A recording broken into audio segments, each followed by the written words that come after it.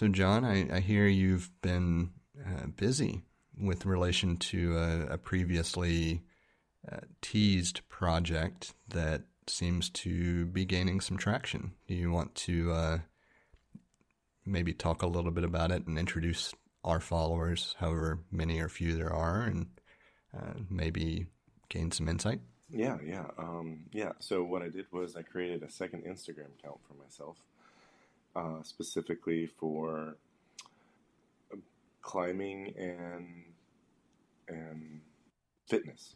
I don't know why it took me a moment to think of that word, but Well, it hasn't so really been at the top of most people's minds for a year and a half. So, yeah.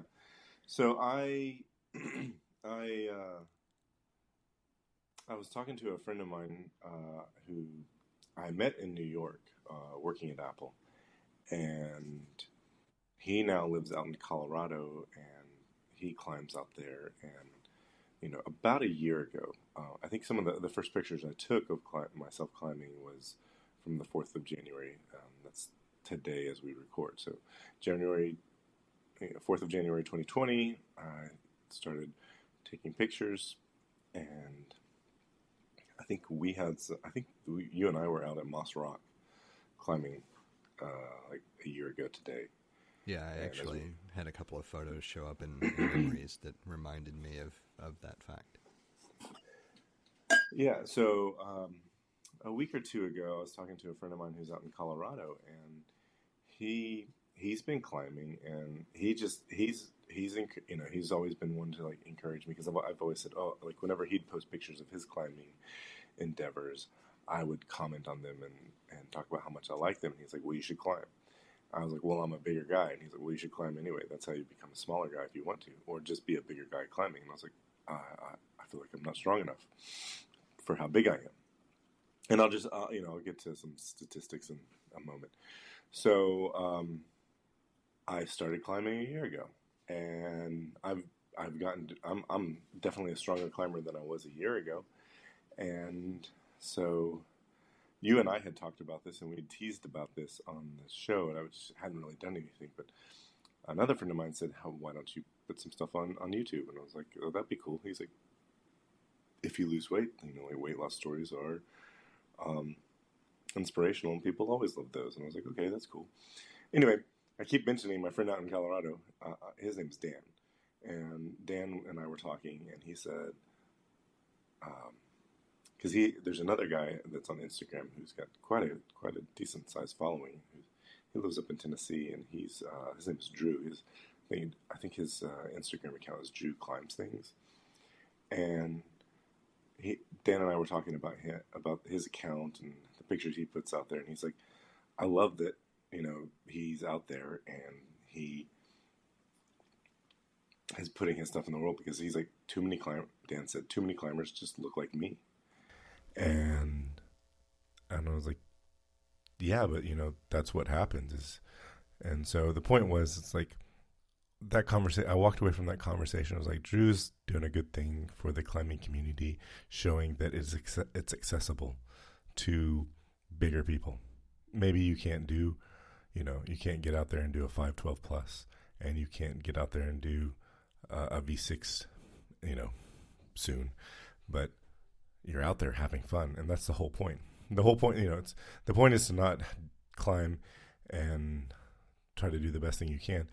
The point is to climb and have fun. And I've been having fun for the past year, climbing in the gym, climbing outside. And so, yeah, I decided to start posting pictures specifically of climbing, or an account specifically for climbing, and because I'm a bigger guy. So I know, just to give the timeline of things, you and I had gone out a number of times, and I had gone out quite a few times as well, even solo, just to get a feel for climbing outside, because we have some phenomenal places here to be able to do so. And one of the things that I continually noticed is that while we think about needing to go out and climb from a starting point to whatever the summit of a climb is, that's not the reality of most climbers. most climbers are going out and just going as far as they can, or figuring out how to make that next movement or connection. And there are a lot of problems that have an ending point that is not the summit, so to speak. You know, you might climb to a specific point and then that's it. You can't go further without specific gear. And one of the things that I had a great appreciation for in all the different people that I met climbing was that it didn't matter if you managed to take one hold and just kind of cling to the rock for a few moments and fall back down, or if you were able to, climb 12 steps or 12 movements forward, and then that's as far as you got. It was all a matter of you're just out there having fun. You're just trying to see if you can connect to the next movement. And if you can't, it's really no big deal. It's all a matter of just measuring your progress in that moment against the best progress you had before. Yeah, absolutely. Yeah, it's exactly what it is. And, one of the things that I really love about it is how much of I love the community. It's a very communal pastime. So there's a group of people that I climb with regularly through the week at the gym, and we generally get to the gym on the same days at the same night. It's like we already had this schedule on our own, and we just started talking to people at the gym, and we keep seeing like there are regular people that are there week in and week out, and so it's nice to be able to climb, have someone belay for you, talk, and while you're resting in between climbing, and so it's a very social activity, and I really enjoy that. And then even like outdoor climbing is even more social. I've since been to Palisades Park in Blount County since I'd started climbing in the gym, and did some top rope climbs out there. And there just happened to be a few other people there. Met some new folks from Tuscaloosa. It was a German couple and a couple of guys, and it was really nice being able to hang out. You take your chair, do a climb, belay for someone, have someone belay for you, have a seat, and talk about climbing, talk about not climbing things, and the social aspect is also very appealing to me as well. So this is purely anecdotal, but have you noticed a disproportionate number of people who climb whose first names begin with the letter J, or has that been just my experience in general? Well, I'm trying to think of the people I climb with. I've just met so many people prior to the issues with my ankle, which we can talk about further, out at Moss Rock on the boulders, whose first names began with J. A lot of Johns, a lot of, I know there was Joe, Jason. Like it just seems to be a very common thing for people with first names beginning with J. And of course, both of us, our names begin with J. And so it struck me as comical. And I don't think that's representative of the climbing population at all, but it was something that I noticed locally that just kind of seemed funny.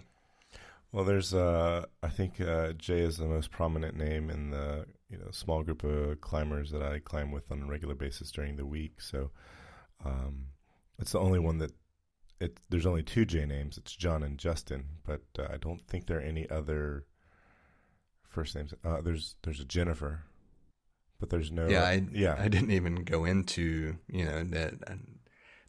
I've met so many people and I've heard names and they've just kind of, unless I see them a couple of times, I don't really think about it, right? And so there are plenty of people that I've heard the name and it struck me as kind of funny, yet again, thinking about the whole J aspect, but I couldn't tell you what they are, Yeah.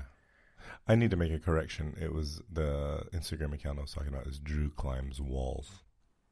I So I'm not familiar, of course, with either of the other two. I actually didn't know about those accounts prior to you mentioning them. So that might be something that I do some just kind of side sleuthing on. But something that I wanted to bring up because I have questions about, and just in the sake of, transparency for timeline on our recording, back in October, I think, is when I started wearing the brace on the ankle. So I haven't climbed for a little over 3 months. Prior to that, I was getting out to the boulder field pretty regularly. As we're getting close to, as we record tomorrow morning, actually, I have a follow-up to see if I can finally quit wearing the brace. But either way, even if not, like as we're getting closer to there being more freedom with what I might be able to do absent the brace, I've been considering at least a short-term membership at High Point, partially because of the classes offered for top roping and lead climbing and things like that are things that I've been interested in but have not pursued. I've done enough reading and I've been out with groups that somebody else set the ropes and everything else. Like I haven't had to have any real knowledge of. But I know it's something that you've recently undertaken, and I thought it would be pertinent to add to the conversation because there is a significant difference between bouldering outside and inside, just as much as there's a significant difference between bouldering and top rope climbing and lead climbing. And I know one of the big perks for being a member at High Point is the access to those classes. And of course, I haven't gone through them, but I know that you've at least gone through one, if not a couple, and wanted to hear kind of your thoughts on value and just what you took away from that experience. So the first class I took was a belay class for top rope belaying, and that was good. It was a good class. You got to be 11 years old, or you got to be a minimum age of 11. So they have there are kids in there that can get certified to top rope belay, and that's pretty cool. And so if you know nothing about climbing, they go through all the things that you need to learn about being able to safely belay someone in the gym, and it does translate fairly well to outdoors, but there are some key differences because you don't have to set anchors in the gym. You don't have to. There's a number of factors that you don't have to consider while climbing in the gym because the routes are there, they're clearly marked in color. The ratings are set out for you. The top rope anchors are there. The ropes up there. The ropes are wrapped in such a way that there's not a 1-to-1 difference between you and your the climber and the belayer and so forth. So everything that was in that belay class is something that you can find on YouTube for free. There's actually an excellent masterclass for belaying on a YouTube channel called Hard is Easy. I love that channel. It's a great channel. I highly recommend it. I think the instructor is from Germany. He's got a fun accent. It's fun to listen to. He goes through and shows lots of different things that occur that you need to know for belaying. It goes, talks about, all the different types of carabiners there are. He talks about how to use a harness, like what all the features of a harness, why you clip in here or tie in there, and it talks about rubbing, quick draws, all sorts of things. So everything that you need to know about belaying, you can get on the internet in a reliable way. having hands-on experience where you're actually doing it and having an instructor look at you while you're doing it and tell you this is right, this is wrong, you can't get anywhere but in a class. So when I went through my belay class for top rope belaying, I felt pretty comfortable with everything that we were doing. That I was pretty confident that with everything that I was doing there, and that was a fairly easy class to go through. And I think it's about after you do that class, they'll let you 3 months after that you can do the lead belay class. And the lead belay is interesting because there's a lot more going on there, because you have to learn how to lead climb. The process of taking your rope and clipping into a quick draw, the back and forth nature of belaying is for a lead climber, because the whole belay dynamic is, giving the right amount of slack when you need to and pulling out that slack so that it's not in the system, so that if they take a fall, that it's not problematic. Also, in the gym, at least, like in an outdoor scenario, top roping, you have a 1-to-1 ratio of weight between the climber and the belayer. And that's always in the gym. Top roping, you don't have that ratio, which is why they let an 11-year-old learn to belay.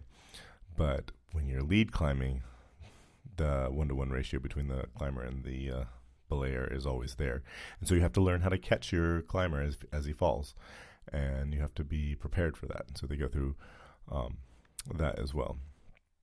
So I found the lead belay class highly informative, and I think it was a 3-hour class. And I was like, are we really going to be 3 hours?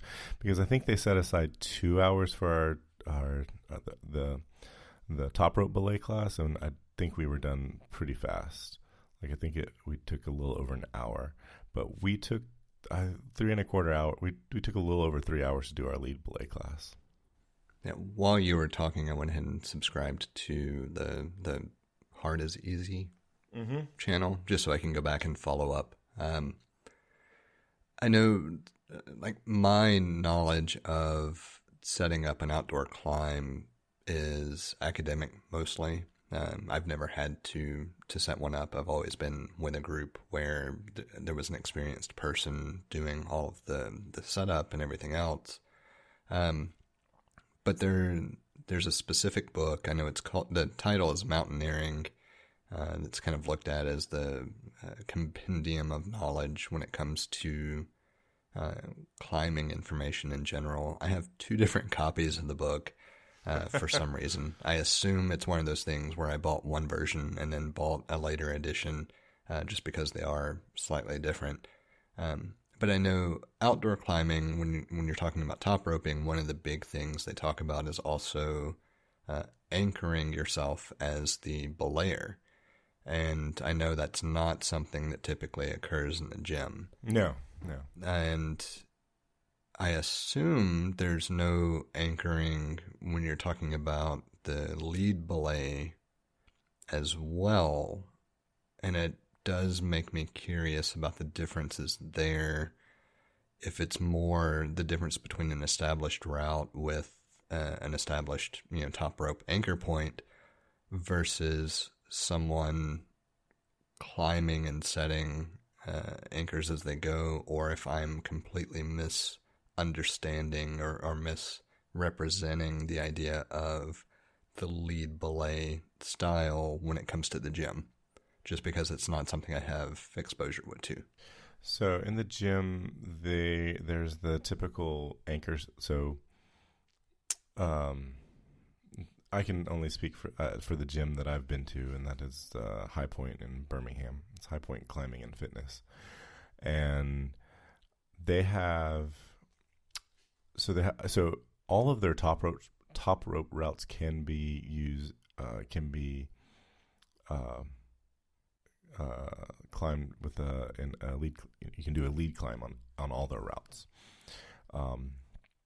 and so they have half loop. So the hardware that they have in the wall is a half loop. So if you think about a piece of steel that is half a circle. I guess the diameter of the shape is probably half inch. No, quarter inch diameter maybe, or 3/8 of an. I'm not sure. Anyway, they have quick links, which is like an oval shape that has a screw gate attached to them, and a dog bone, and a wire gate carabiner. So basically all of the quick draws that we'd use on an outdoor lead climb are all in place and part of the route. So as you climb the wall, you don't have to pull, you don't have to have a set of quick draws that you have to pull out and connect to an anchor. And I feel like I have used a lot of terms that are specific to climbing, and if you haven't climbed and look this up, it doesn't make any sense. So I'll back up and say there's a half loop of metal that is attached to the wall. There is another loop that is freely hanging with a bit of fabric. When I say a bit of fabric, it's a very highly rated fabric. So I think you take a fall on that fabric, it's not going anywhere. Basically, for those who are unfamiliar with the idea of a quick draw, it's a highly rated tensile strength designed specifically for holding a load. Yeah. So if you think about paracord that has been braided so that you've got, a couple 1,000-pound tensile strength between whatever two connectors you've got. It's not paracord that's used. It's generally webbing, which is very similar. But it's, for all intents and purposes, it's an unbreakable piece of braided fabric. Yeah. All of this equipment is rated. Typically, the ratings you see on this equipment is measured in kilonewtons, and it's typically rated for like 24 to 26 kilonewtons when used correctly. And a really hard fall generates about 6 kilonewtons of force. Which is it's just a nice way of saying that the equipment is going to keep you from plummeting to your death if used correctly. Yes. Regardless of your size. Yes. So I think so to describe a little bit, so like I'm sure most people are familiar with Free Solo because that got marketed really well in 2018. And that is a type of climbing where you climb at a height without any sort of protection. So if you make a mistake, you likely die. Lead climbing is the exact same as free solo climbing, except for you're taking a rope with you and connecting it to anchors in your route every so often, so that if you do make a mistake, you don't fall and die. You just fall a short amount of weight. Just it depends on how, the climber is in control of how often they attach to an anchor as they are available to that climber. So a good example, there's a climbing documentary called The Dawn Wall that documents somebody climbing a certain route on El Capitan in Yosemite Valley, and that is all lead climbing. And then top rope climbing is when the rope is already anchored to the top of the route, and you have somebody you have a climber on one end of the rope and a belayer on the other end of the rope, and the belayer is holding on, using equipment to hold onto the rope, so that if the climber falls, the tension is between from the climber the tension has a fulcrum in the middle of the system at the top of the climbing route, whereas the belayer and the climber on a lead climb are both on the same side of the climbing on the climbing rope. I think I said that pretty clearly. Yeah, because I have limited knowledge, like I understand it well enough. I think you explained it pretty clearly, but it could also just be my limited knowledge that makes it clear. But I don't want to belabor the point either. Yeah, belay. Yeah. One of the things that I have been toying with, as soon as I get the clearance to not wear the brace consistently, and I have a sneaky suspicion that what I'm going to be told is that if I do any type of running or high impact activity, probably continue to wear the brace during that activity for a little bit. But that means that I should be able to remove the brace for climbing. Yeah. And if so, once I get that clearance, I'm going to go ahead and set up a membership at High Point for a indefinite amount of time. I don't know if it'll be a few months or what. Predominantly because a lot of these things, even though the information has been available to me either via YouTube or via the books that I've got, there's a lot to be said for having someone walk through it in a class environment as well. And when it comes to lead climbing specifically, that's where I value the classroom environment. And I realize there's a set of progressions, so to speak, that I'm not going to be able to just jump straight to a lead class. I've got to prove, other things up front, and there's time delays, etc. But it's one of those things that it feels like it would be immensely worthwhile during the winter months here when it's I'm not going to say impossible to climb outdoors by any means, because we still have fairly mild weather most days, but it is definitely uncomfortable to climb in winter outdoors here. And so during that transition of rebuilding strength in the ankle and just getting back in the routine of trying to get out and climb, a gym makes a lot of sense to ease myself back into it, and at the same time take advantage of the classes that are available to me as a member of the gym. And so that's my current train of thought and roadmap, so to speak, for if things go well tomorrow, then actually when I leave the doctor's office tomorrow, I'll swing by the gym. If there's a continued delay on, no, you still need to wear the brace for a bit, well, then of course I won't swing by the gym. But so as we record, it's a coin toss on what exactly is going to happen. I feel pretty confident that I will be able to at least not wear the brace during some physical activity after my visit tomorrow. Awesome. It's still going to take forever, though, it feels like, to regain the strength in that ankle for balance and non-climbing specific things. And we can transition to that conversation in a bit. I want to make sure we focus on all the climbing-related topics first. Well, I'm going to have to pause here for just a second. Yeah, no problem. Sorry, I pushed a button on my headphones and it started. I missed some stuff, so I missed maybe the last 10 seconds of what you said. So. It was really just me saying what. I guess how much did you hear? Really is the question. If it goes well tomorrow, you'll head over to the gym, and it's just like maybe the last 10 seconds of that is what I missed. Yeah, the last part of it was just, if I'm told no, continue to wear the brace for a bit, then I'm not going to bother swinging by the gym yet because I have an indefinite, time frame ahead of me.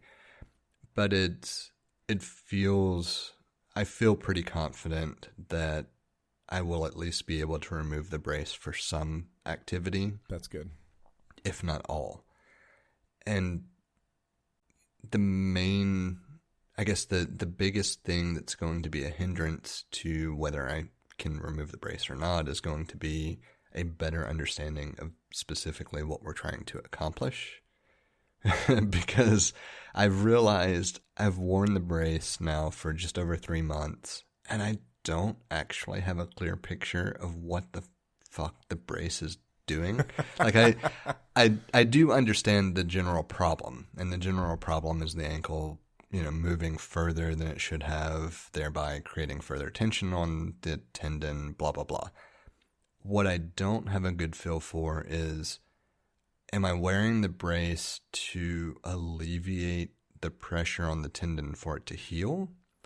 Or am I wearing the brace to try to correct some biomechanical problem so that it doesn't become exacerbated again? And I don't have an answer for that. Like, that's the whole point of tomorrow's follow-up.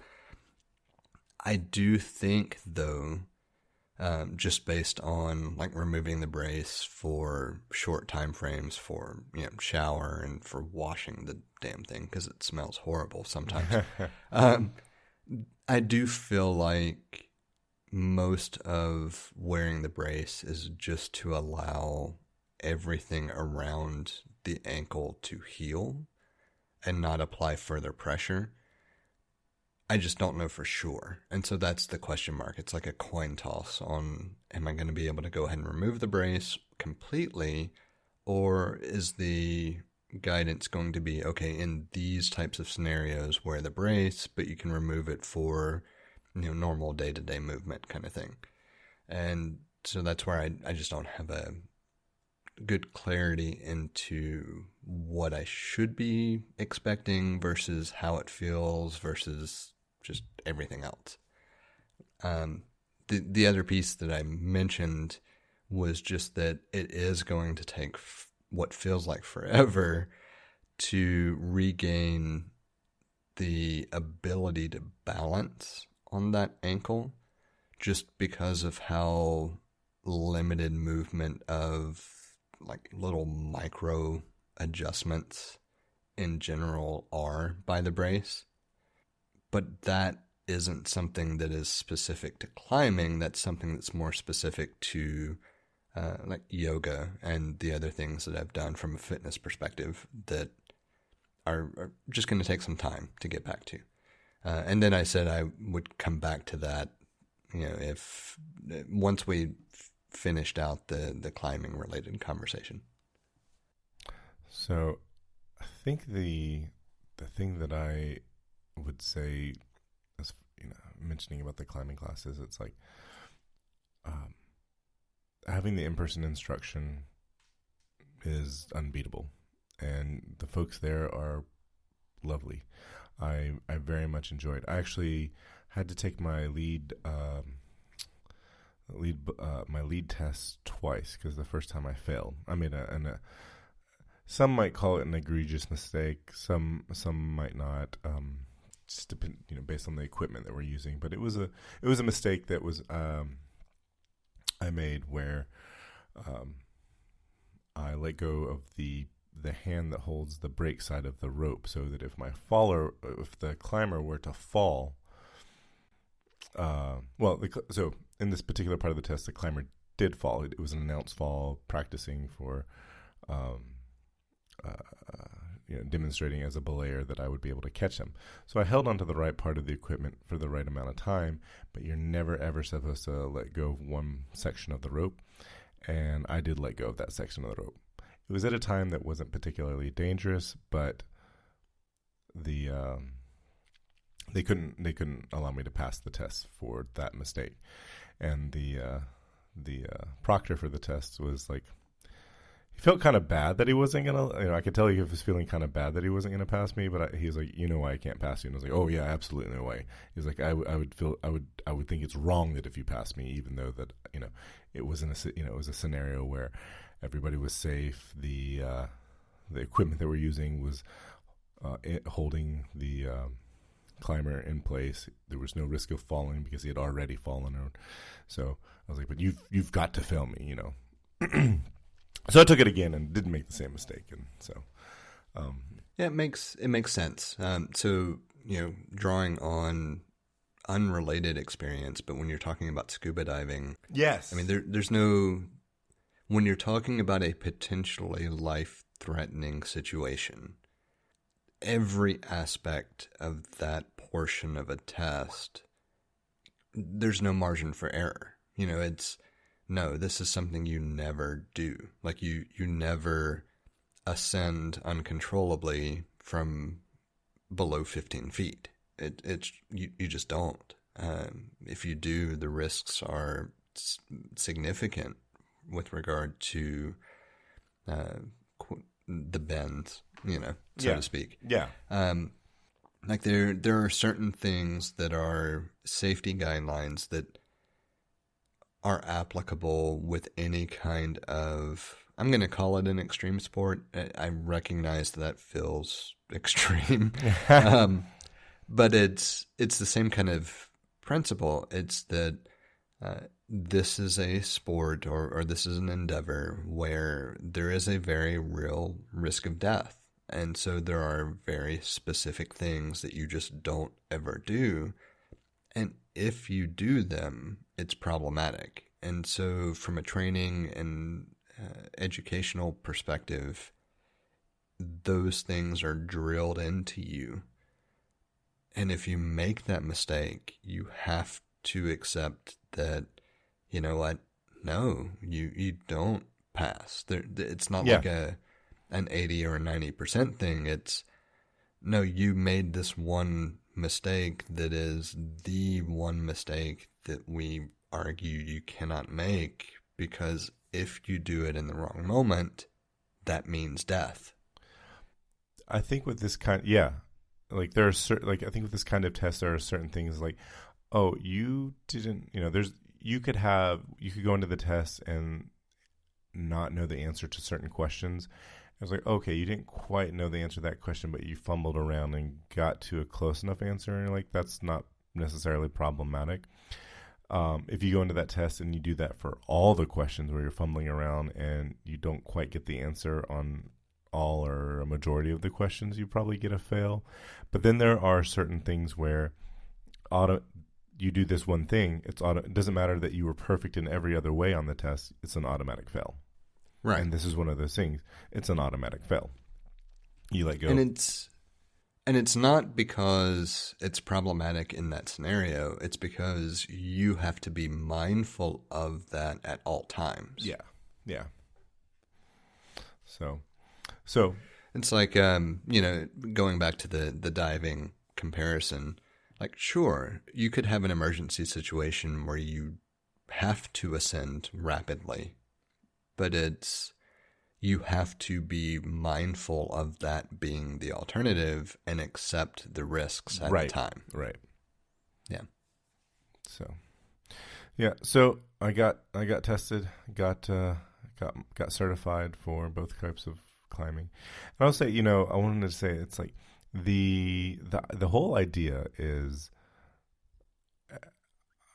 climbing outside.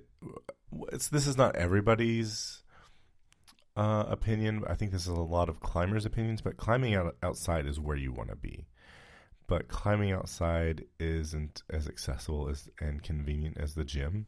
And through the week, it's like I'd rather be climbing inside than outside. And it's a good place to practice, and it's a good place to build your strength, build your technique and skills and so forth. Talk to other climbers, look at their beta. Beta being the term used for how to solve climbing a particular route. And so, it's a lot of fun to go climb in the gym. It's very convenient if you have a gym close to you. And if at all, anyone at all interested, there's nothing keeping you from climbing in the gym except for you if you're a mobile person. I told you earlier. I said I was going to give my stats. Like I'm 6'2". Sometimes I tell people I'm 5'14", just to make them. I said that just so that we can be in the. It doesn't surprise me at all. Yeah, we can be in the same foot range. I was like, I'm 5'14", you're 5'4". And I weigh 295 pounds. The thing about climbing is it's if you can walk, if you can do a squat without any weight on your body, you can climb. I started bouldering because it was before getting vaccinated, I would we'd go out to boulder fields outside and climb outside because, they are fairly accessible where we are. And then after getting vaccinated, went and started climbing in the boulder room at the gym. And, during the pandemic, when things like if the room felt too crowded, I was like, okay, well, I won't climb today, and, walk out. But for me, I started bouldering because it felt like getting on the walls. I get up 10 feet and I'm like, I'm really scared. Like, this is too high for me. Like, I remember being in the before times going with my kids and they asked me to climb once, and I was like, this is just too high. I can't, we're on a 20-foot wall, and I was like, this is just too high for me. And then I went in and I practiced. I go up 10 feet and I jump off. I'm connected to an auto belay, and I'd be gently lowered, and then I'd go up 20 feet, and then I got to where I'm going up to the top of 45-foot walls, and it's like, not too bad. And then I'd get over on the 55-foot walls, and I go up 20 feet, and I'm like, this is too high. And I remember telling someone, I was like, I don't know why I don't have a problem going up 40 feet on a wall, on a wall over there, but I have a problem going up 20 feet on a wall over here that's taller, but I'm not going as high. And I remember saying that out loud, and then for some reason, that went away. Like, I was no longer scared. And so now I routinely go up all of the walls without any fear. That was something that definitely kept me away from climbing, that it's no longer a thing for me. So climbing up high I'm not afraid. And then climbing, doing lead climbing, where I'm taking the rope with me as opposed to top rope climbing, I like it even better. Falling is a lot more comfortable. It's actually a lot more fun to fall that way. It's a lot softer, and it just feels, I feel even less encumbered than top rope climbing. So if heights is something that you're afraid of, it is something that can be overcome. And I was honestly quite surprised how fairly quickly I overcame my fear of climbing up. So I think this is an interesting area, because when you talk about climbing outside, this is the big fear, right? You get, 10, 12, 15 feet up, and it's drastically higher than you think it is when you're on the wall. Right. Like if you look at somebody who's like 15 feet up, it's like, okay, he's kind of high up. But when you're up on the wall 15 feet, well, your head's at the top of that. So your feet are like, for me, my feet are 6 feet below that. So if my head is at 15 feet, my feet are at like 9 feet. And so it still feels really high. But there's so many times where I'm like, oh, I feel so high. And then I look at a picture of how high I was, and I'm like, oh, it doesn't look as the picture's not as interesting as how high it felt. Yeah, the one thing that I would say for anyone that begins climbing outside, take the time to learn how to fall. If you're going to climb in a gym, it's not as important.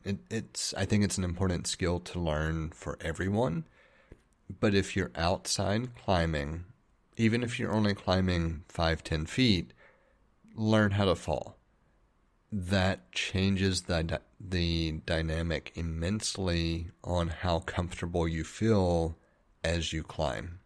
Because if you know how to push off from the wall and land in a way that isn't more likely to result in broken bones, you're more confident in your ability to see what you can do on the wall.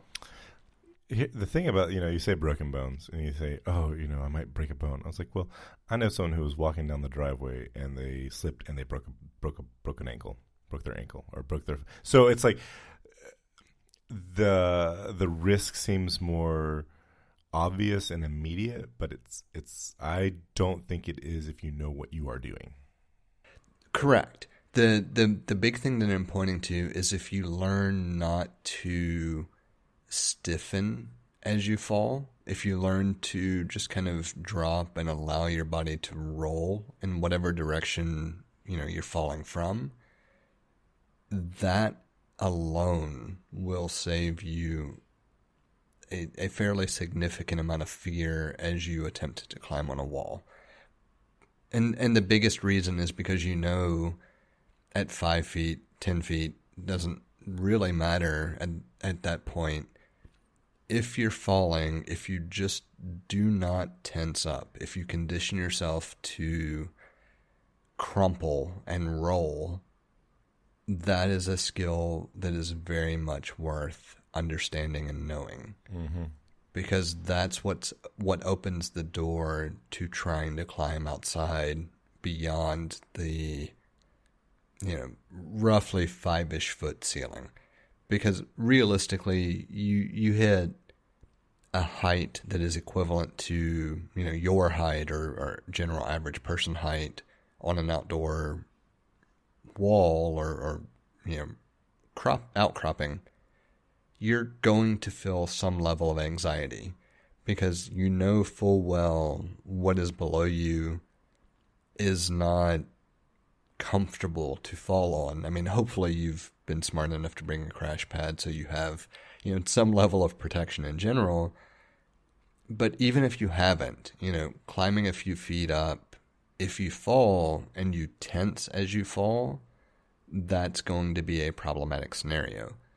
Whereas conditioning yourself to always be relaxed as you fall takes some effort, but doing so breeds so much more confidence in trying to tackle a greater height.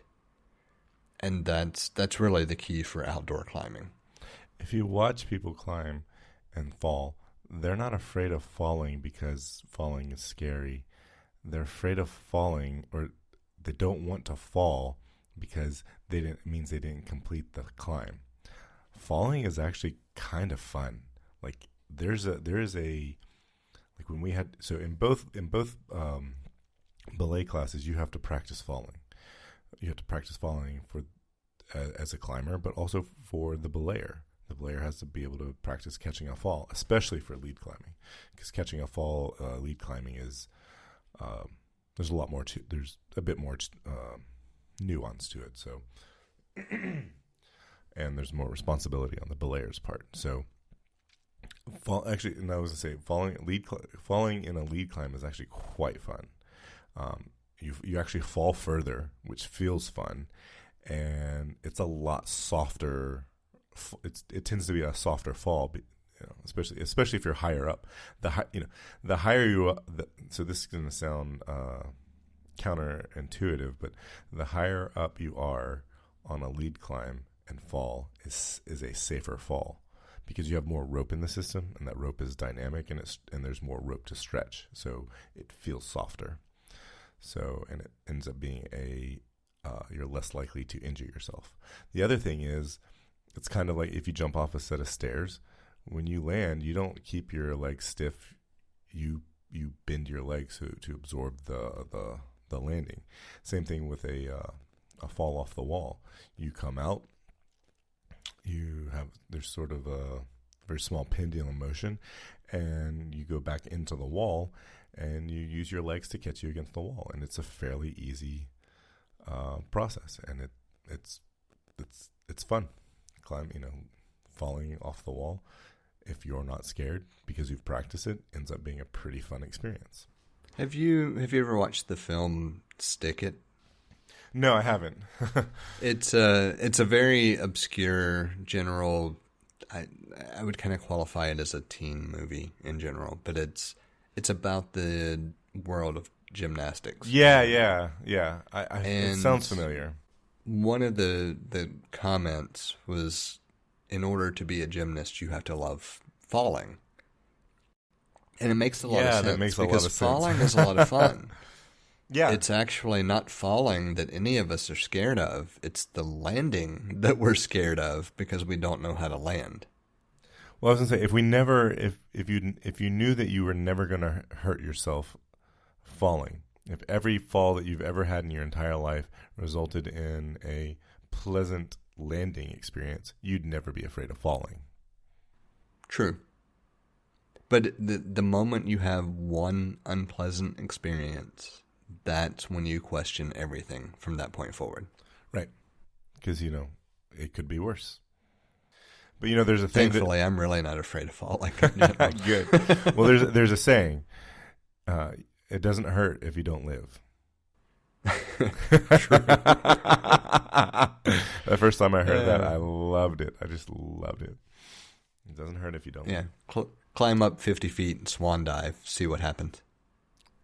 Don't really do that unless you're over a body of water. Yes, and you know how to swan dive. And even then, make sure you're landing appropriately. And you know how to land. So created Project Vigor on Instagram. I made that account specifically to talk about what it's like or just to show I'm a big person and I can climb and I have a good time doing it. And if you were like me for the past 20 years of your life, because for the past 20 years of my life, I wanted to climb. Like I really, really wanted to climb. And I just thought I was too big. I thought I couldn't do it. There's so much more. I thought I didn't have the upper body strength. There's so much that technique, practice, and skill will get you that upper body strength will never do for you. I've seen people with like incredible upper body strength to relative to their weight ratio not climb as well as someone who had a less effective upper body strength or weight ratio. And it's that is not a thing that should keep a person from climbing. Yeah, one thing that I want to emphasize here, since you mentioned upper body strength versus technique, etc., climbing is more about your ability to reach a position and rest comfortably with grip strength or leg strength or something of that matter before you proceed. Bouldering is a little more dynamic depending on the climb. Upper body strength can play a more significant role in bouldering than it does top roping or general climbing as a overarching topic. It's more about your ability to reach a point and rest than it is any specific muscle group.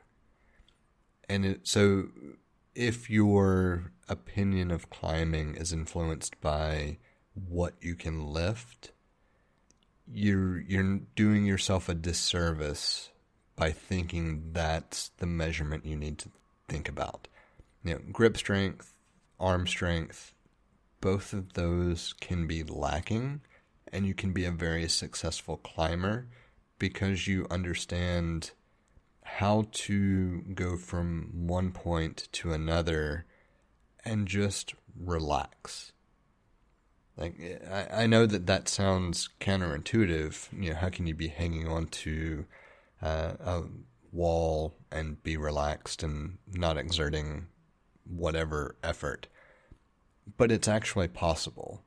It's all a matter of understanding the dynamics of reaching a point where you can have your arm extended and just holding onto something and most of the weight being in your legs and just catching your breath. Yeah, I'm glad you said that because the body parts, the muscle groups that move you up the wall the most are your legs. I remember a friend telling me women tend to be better beginner climbers because they rely on their legs more than men. It was general observance of his. And that makes a lot of sense. I don't think that's wrong. I know way too many men who think they can just overpower a climb and fail. I mean, that's helpful from time to time, but generally not. One of the things that improved, one of the biggest change I made maybe a few months ago to my climbing that improved it more than anything else was not going too slow. So there is a thing where if you go too slow, you hang on the wall too long and you tire out. And so, if it's like, I want to get to this, I want to get to the top of the wall, that's my goal. Or I want to get to this part of the wall, like I want to get halfway up the wall, wherever it is that you're trying to get to, you're going up. Not staying in one place too long will allow you to climb more. And that significantly helped my climbing a few months ago. And the other thing that has helped my climbing is sit and look at where you're going to put your hands. Before you get on the wall, plan your route. I'm going to go here. I'm going to put my left hand here and my right hand here. If you've watched Free Solo, there's a part of the movie where Alex Honnold talks about how he's memorized every single move that he's going to make climbing that wall. And it's like, oh yeah, that makes sense because he has no room for failure. And he's got to do that. But that makes sense for every climber, because even though you have room for failure, it's like, it's a lot more fun to climb up a wall knowing exactly what you're going to do and get up the wall with, a certain level of ease. There have been many times where, like, I have to stop climbing and I have to go back down and try again later because I put my hand in the wrong spot and I got myself stuck in a situation where I couldn't move to another spot. Sometimes you can, sometimes you can't. And so if you've planned your moves, that happens a lot less. I think the only thing I would add to that is that you also don't have to have the entire route planned. Like, planning your moves is important for sure. I don't want to detract from that at all. But part of the accessibility of learning to climb is you just go out and try what a few movements feels like. Oh, yeah.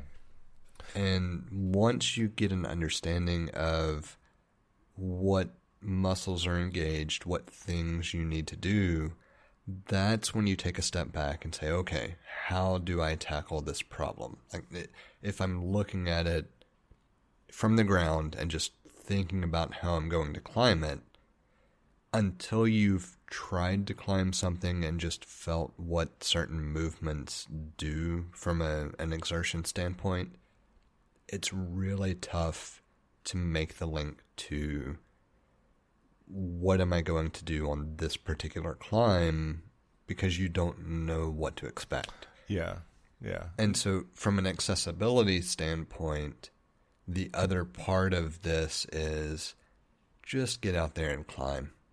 Just even if it's only in a gym. Find somebody who's a little better than you that can tell you how to climb. It's every climber I've ever seen climb, experienced, like the most experienced climbers that I've climbed with, there's somebody else that they want to watch climb because they learn something from them, or they learn how to get up a certain way. They want to see how do you solve this problem? We have a number of different ways set up for you to get in touch with us to provide feedback, ask questions, or just comment in about something we've discussed. You can hit us up on Twitter or Instagram at untitled_hosts, or shoot an email over to untitled.hosts@gmail.com. Or get in touch directly with Jesse at jthart.com, or get in touch with me, John, via telepathy. If you would like to support our work or are interested in listening to our new after show feed, head over to patreon.com/theUntitledPodcast and take a look at the options we have set up. Thank you for listening. We hope you've enjoyed the show. And we hope to connect with more of you as we continue this journey. That's a wrap.